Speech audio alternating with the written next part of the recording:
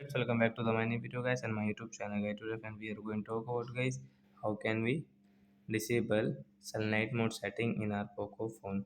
Hence you want to disable your sunlight mode setting in your Poco phone. So how can you disable? Today I will show you in this video guys. So before starting video friends, first of all go and subscribe the channel guys. Click the bell icon, like the video. First of all, guys, we will on our phone setting, guys. After on phone setting, guys, scroll it. Friends, you can see this type of setting. Friends, you can see your phone display setting, guys. Click on your display setting. And guys, again scroll.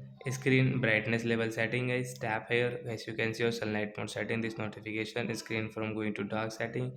So when you want to disable, guys, you can disable from this right side. Then get this sunlight mode will disable in your Poco phone. So I hope friends you have understood how to disable sunlight mode. So that's it, guys. Thanks for watching the video.